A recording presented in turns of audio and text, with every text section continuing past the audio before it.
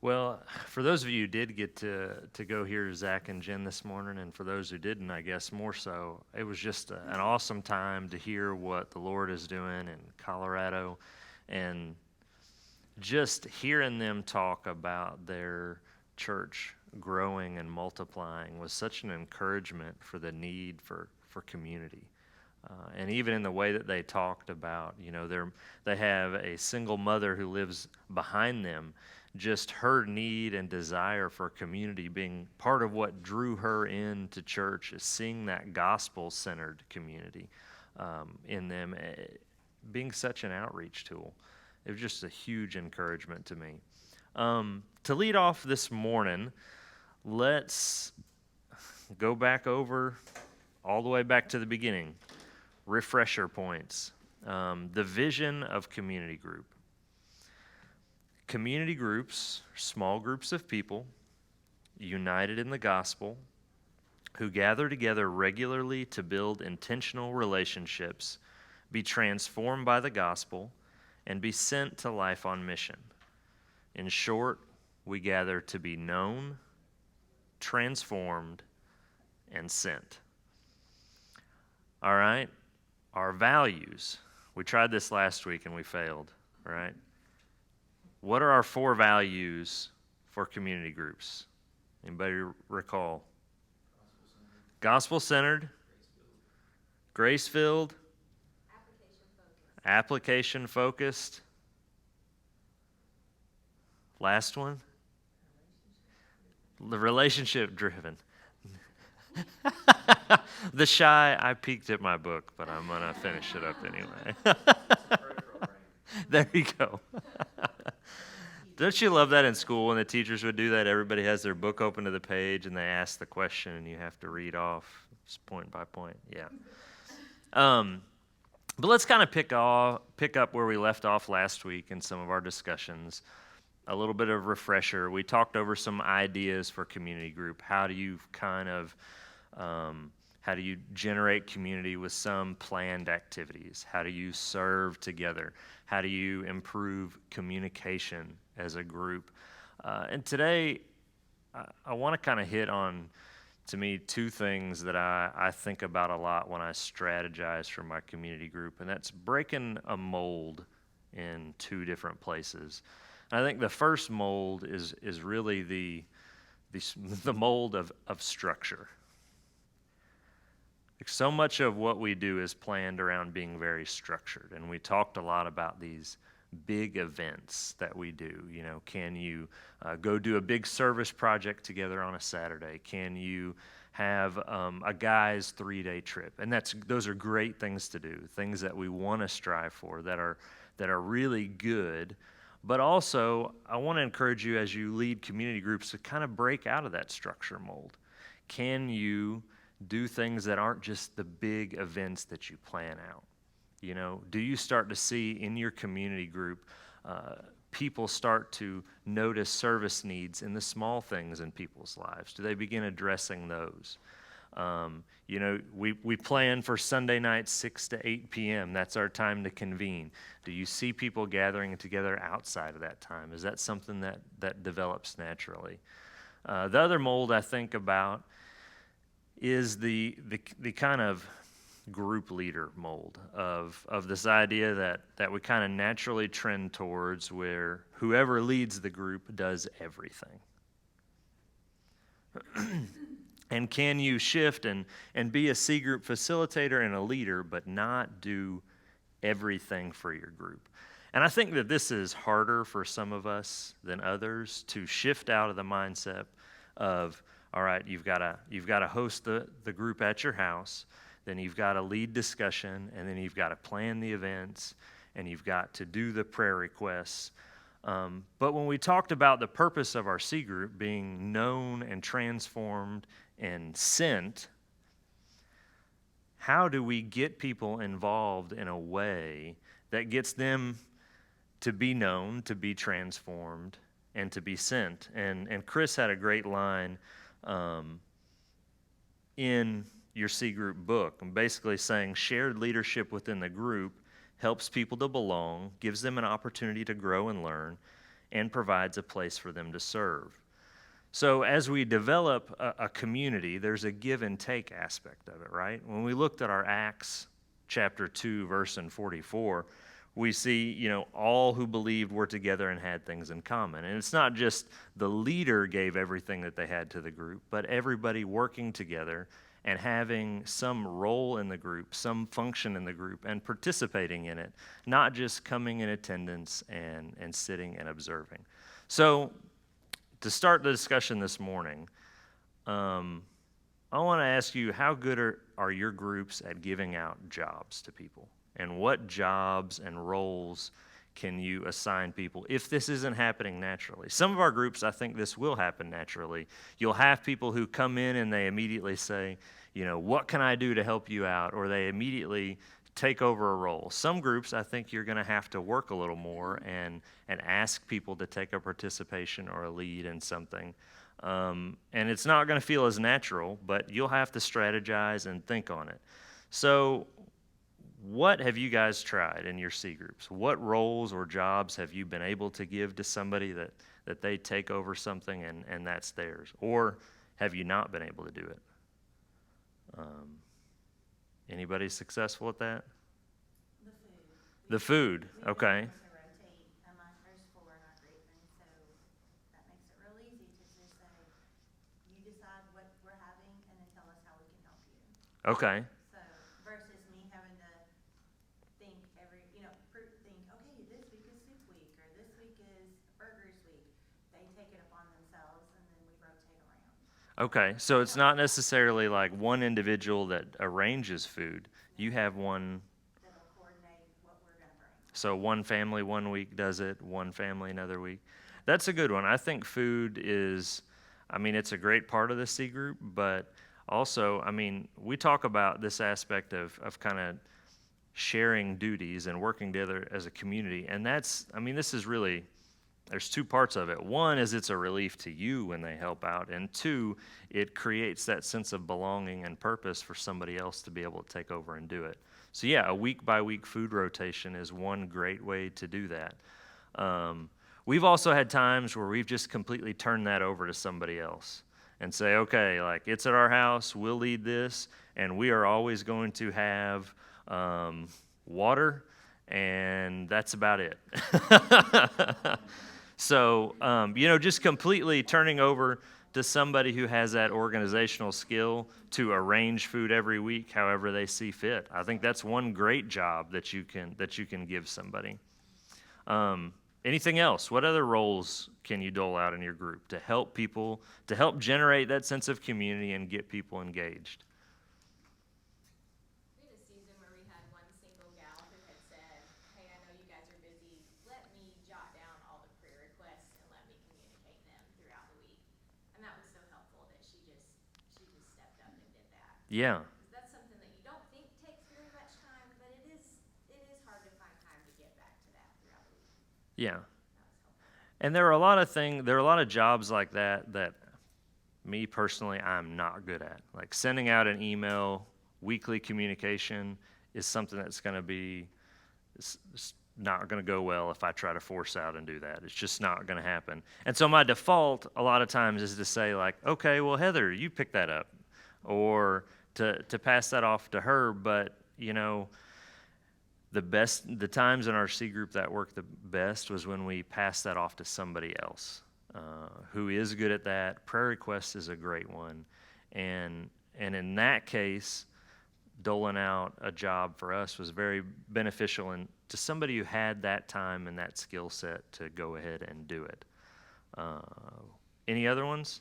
What else did you try? When we were in Lexington, we had a lady that was really good at following up with people that didn't help. Yeah. So that was also helpful. Yeah. I think having recruiters, having those people with people skills, so having a recruiter, having an encourager, I think it's a great idea along kind of all 3 of those, the prayer requests, the recruiting and going out and making sure that you're reaching out to other people outside the group, having a person that's what they do, that's their role, and you ask them. We had, I joked about Kelly and Sarah Rexroth. They did a lot of that for our group. They were the encouragers. When people weren't there, they were calling them and texting them and saying, hey, we miss you. Where are you guys at? That's another great one. Any other ideas?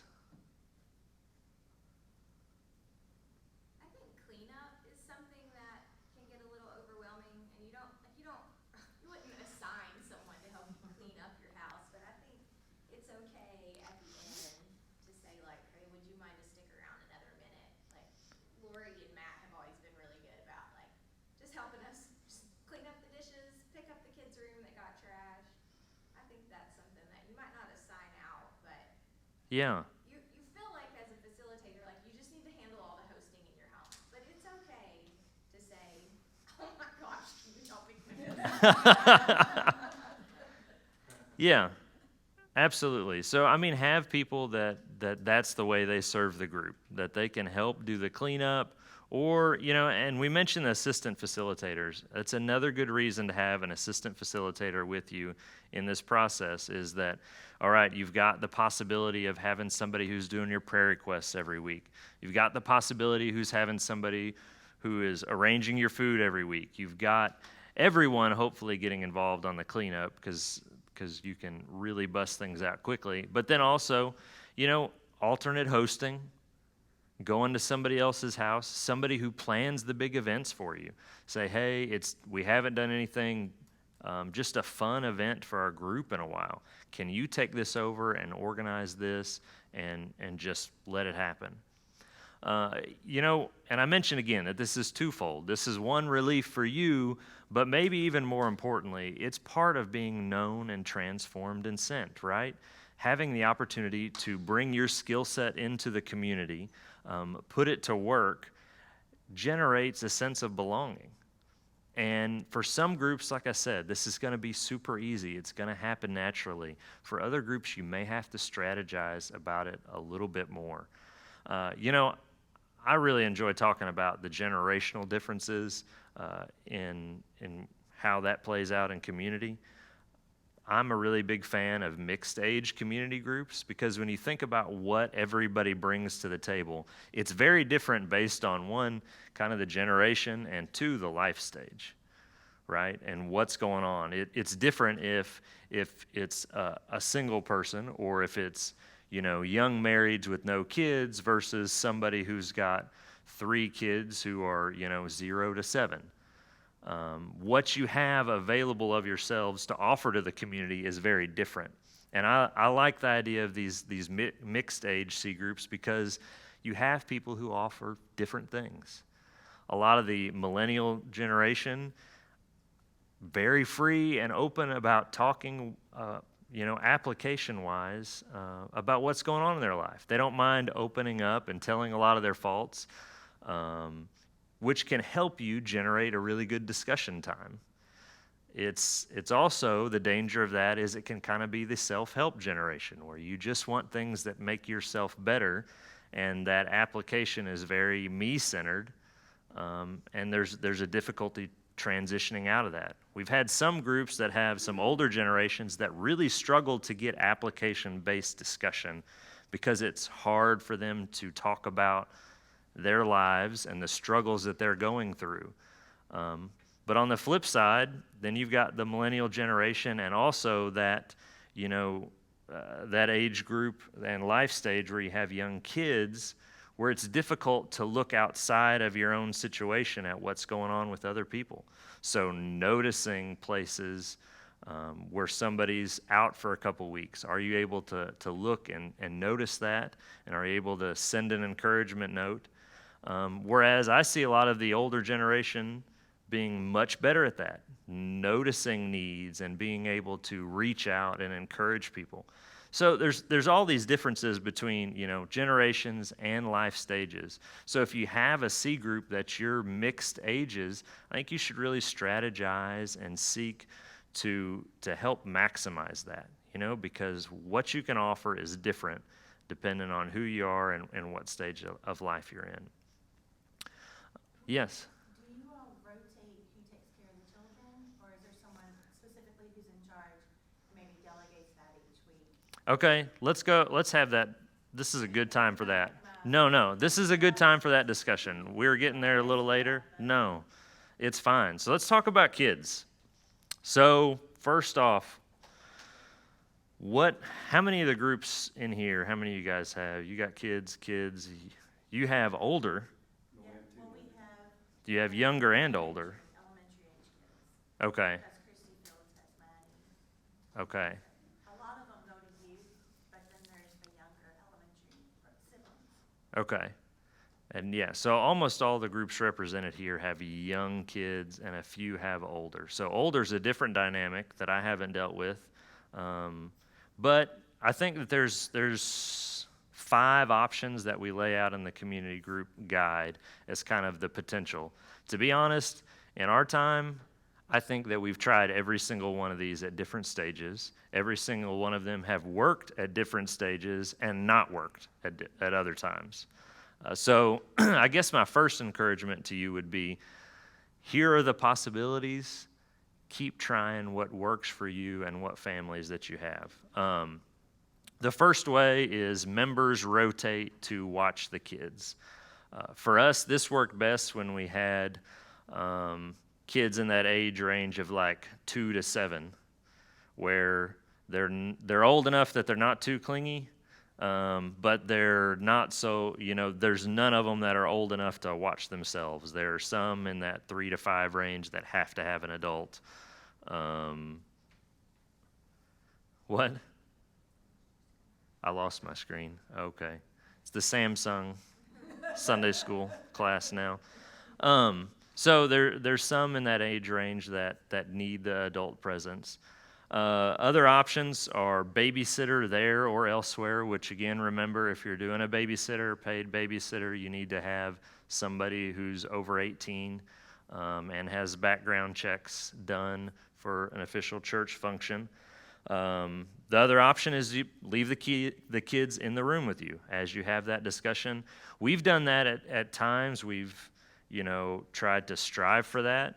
And there's a lot of positives to that because, one, we had the group discussion with all the parents and said, all right, is this something that we as a community group are going to try? And if we are, what are the boundaries we're going to set to do that?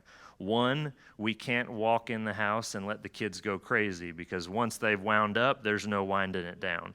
So we knew that if we're going to try that model, we've got to walk into the house, we've got to not eat, not let everybody get amped up, have the discussion early on, and set expectations for all of our kids together. And at that time, our expectation was you attempt to sit down and have this discussion with us, and it is a teaching time. We were very clear. This is a teaching time for you and for your kids. So if your kid has an outburst, you are free to address it.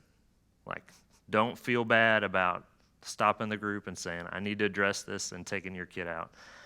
There were a lot of benefits to that because, one, it forced us to be intentional as a group with parenting. And some people who were, a little more free with their parenting style than others, it created a lot of opportunity for parenting discussion.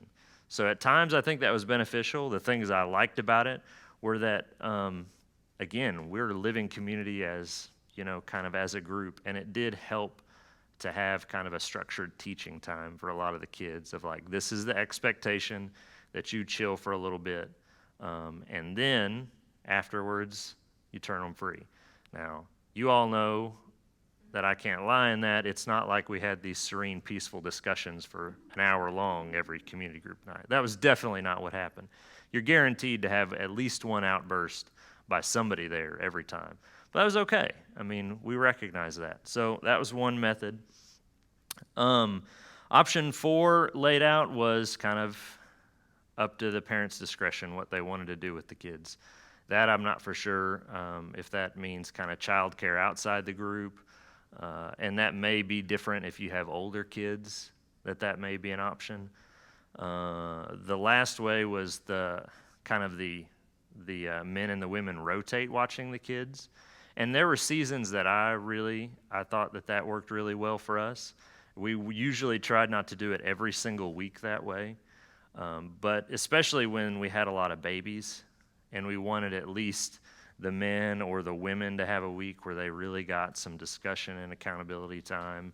That was really helpful, because especially when you got some babies that just, they need one of the parents there, that was a helpful thing for us. So I'd say we've tried them all at different stages. They've worked very well. One of my favorite things in terms of like hiring a babysitter, one of our favorite events we did every year is we'd go to somebody's house who had a bigger house, and we would have like a big meal together with everybody and hang out. And then we would pay as a group for some babysitters to come in and take the kids like downstairs for the night. And the adults would have our annual Christmas party, and we'd open gifts and we'd have a game night. And that was a blast. That was a ton of fun. Especially for parents who are thick in the little kid season of life, to get to hang out with other adults without really having to worry about your kids at all. So I'd definitely encourage that. That was a super fun one. What else have you guys tried? What has worked for you all? What has not worked? Are there areas that you're like, I can't get over this? This is a frustrating portion. Still coming even though like one group is not there. Yeah. So to set a little more background for the Herndon's group, for the rest of you, they're a good example of kind of a mixed life stage group. So they've got some people with no kids there, you've got some older couples there, and then you've got a few with limited little kids, which of course you can think about that dynamic that's going on there. One, you've got some people that are probably like, yeah, this would be more fun if we could actually talk without everybody going crazy. Then you've got, young parents there who feel an amped up, increased pressure because it's mainly their kids who are causing disturbance in that. So what do you think? What can you do in that dynamic to help the young parents feel like, okay, it's okay if your kids cause a disturbance, and don't tap out if somebody else doesn't show with kids? How do you think you can? So if you have an older, or a seasoned couple that had, They could even go back. So I mean, there's no easy answer to that, but I think that's a good starting place, is some verbal encouragement. I think you, as the host, will have to continually reach out to them. I would say continually saying like, hey, it's okay. We want you to come. The kids are not a disturbance. And, we talked about this from the outset, but we keep hearing the struggle, right, between structure and living life together, and how you marry these two together, right? And that's difficult with the discussion time. And, on some nights, maybe if you have that, you may try not to have as much structured discussion.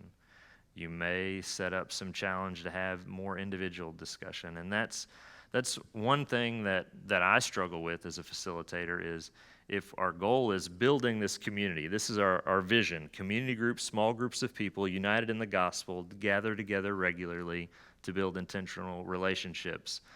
I don't want to set up a discussion time and this model that we have to have a quiet, still 20-minute time to talk about application that ramps up so much pressure that some families feel like that's an expectation I can't meet. But great question. Anybody else? What do you do with the kids? What works? What doesn't work?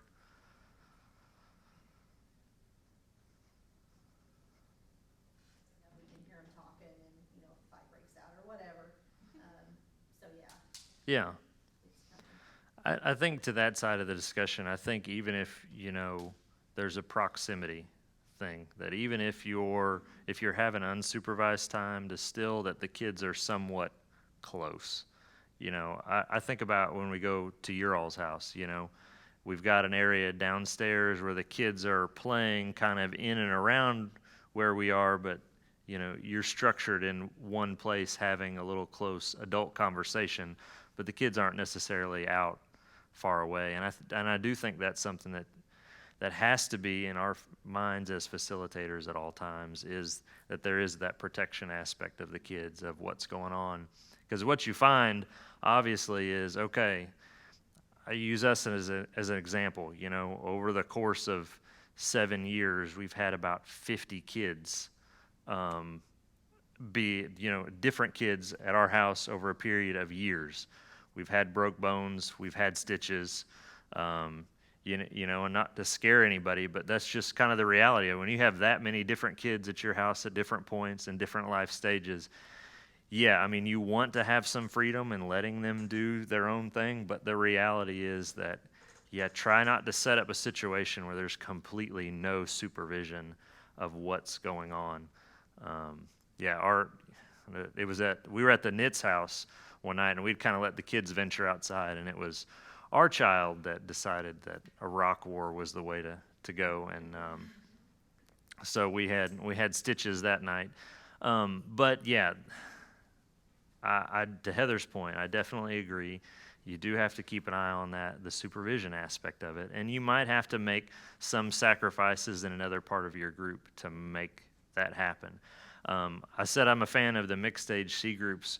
I loved the Stephen and Susan Jones came to our group for a few weeks, and that was great because we had a lot of young families who are kind of bogged down and wore out by the kids, and she is, if you know Sue, she's an outstanding teacher and just naturally does that so well.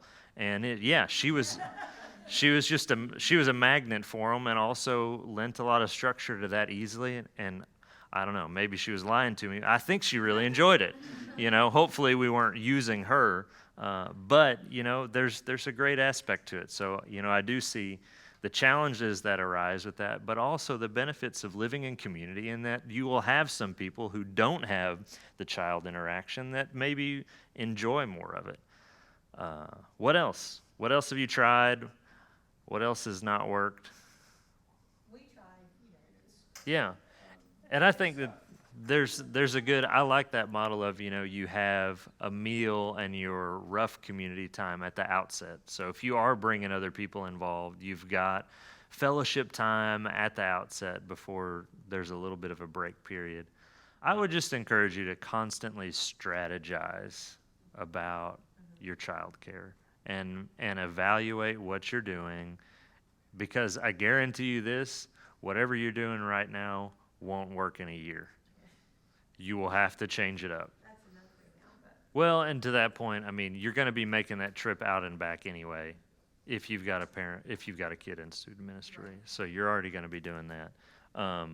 But again, I would just, we talk about our values as a C group, but grace-filled. This is the one you just really have to foster with the child care. I mean, if there's one thing, like we've said, you're guaranteed, it's that nobody else is going to parent their kids the way you think they should. You need to be grace-filled in that, in what happens in your home, and be conscious of what you're projecting. My face I have no control over it. It just, it's something that Heather reminds me of. But, when you have a house full of 20 young kids, there's going to be things happen to your stuff. What is the atmosphere and the environment that you're presenting, especially in groups, like the Herndons have shared, where they've got young other parents coming in with young kids into their home, and it amps up the pressure a little bit. So it's good to hear they're already thinking, okay, how do I make this welcoming to somebody? How do I convey that? Because maybe you feel it, but to make sure that you're conveying it to them, that they understand it's okay if you have little kids. We're opening up our home. We understand what comes with that, and that's okay. So that's, I mean, it's a challenge, but it's a welcome one, right? And I would encourage you not only to give them grace, but give yourself some grace on this, and recognize that this is going to be an ever-changing process, and that you're gonna try things that aren't going to work. And that's okay. And you're going to have nights where you don't get any great application discussion, and that's okay too. This end long-term evaluation of are we growing closer to the Lord? Are we growing closer in a gospel-centered community, and living life together? And that's a challenge of it. That's a huge challenge of it. Kind of along that thread and progressing, we've talked about structured events. We've talked about, doling out and kind of having a sense of belonging in a group. Feeling like you are not just attending, but you are a participant and you have a function in that. What do you think are the signs of success that you are looking for in your community group? What are signs that you are meeting the vision? What do you think that looks like? Yeah, I think that's a great evaluation tool. Start simply. Do people want to be there? You know, and you will see a tendency for some people to come out of obligation. But if, you know, like Daniel said earlier, if you're seeing people that any little excuse that comes up to not attend, you know, my family came in town earlier this week and we're kind of wore out and we're not going to come Sunday. You know, if there's any little excuse that's popping up that people are not attending, that might be a sign of. And that's not a judgment. Yeah, so you can help by removing some hurdles to find out what the hurdles are. Yeah, just encourage, and you know, I would point to the relationship-driven aspect of this and try to spend time with people, and maybe that has to happen one-on-one outside of the big group. That was one, you know, I mentioned when we had more time, at life stage when you have more time, is to try to just spend time with people and get to know them. And I think that some of those things will come out as you build that relationship, like what those hurdles are for them. And the reality is that you will have couples that attend that, you know, life's messy and we're all going through different things, and you will have people that are just going through a really, really hard time. And we've had families in particular that Sunday, the expectation for Sunday was just a nightmarish of a day. To come to church in the morning and get everybody there, then maybe they had something to do every afternoon that they went and did on Sundays, and then to turn around and be at our house at 5:30 on a Sunday was just tough. With food in hand, and yeah, there's a reality to this, right? And so again, I keep going back to this push and pull between a structure and building community. So when you think about it, and we don't want to amp up the pressure on people by having a structure. This is the time you be here. This is what you do. The structure is intended to help you get to that community. So think about ways, any way that you can still keep them engaged and keep them involved in community that works with their life. That is what's going on. So, you know, circling back around to signs of success, to me, one of the biggest signs is seeing that development of relationships outside of your set time schedule. Are you seeing families reach out and hang out with one another? We started this lesson on the outset talking about trying to find ways to bring in and make people feel involved. And that's a structure intended on helping build those relationships and seeing naturally, are people in your group who are going through a tough time or going through a very busy life stage, is it a natural sign in your group that you're seeing other members serve them in any way they can? Are they looking outside of what's going on in their life to be able to step in and assist on other people's lives? And maybe you find out in some situations that you kind of completely reevaluate the structure of your community group. And we have had lots of different groups do that, from Sunday afternoon lunches to a Monday night meet, to be an evaluator and seeing how can you change up your structure to meet, that goal of having and developing community. What else? What are other signs of success? That's great. So you've got, to see people reaching out to you or even communicating within your city group, checking in on one another. Again, trying not to make sure that we become the hub of this, but make sure, we're developing a community that stays, that if we pull out of it and somebody gets a job somewhere else and moves away, is that community so centered on you that it can't withstand that? What else? That's a huge portion. I mean, seeing those relationships being built not just, there's kid to kid.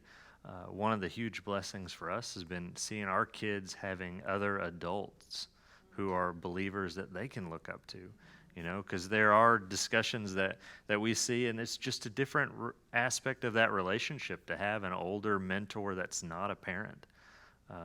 And that, are you seeing in your group deep relationships, kid to kid, adult to kid, or other families or other individuals in your community group? Are they, interacting with the kids in the group or interacting with adults? And, that's an enormous portion of it. And I think that there's signs to watch and see if those relationships are developing. That's a good sign that you're building community. In the adults, I think your discussions start to deepen and become a little more real. That's a sign that you're developing community in your group. Are people able to share what's really going on in their life? Are they able to share their struggles? Or do they feel comfortable doing that?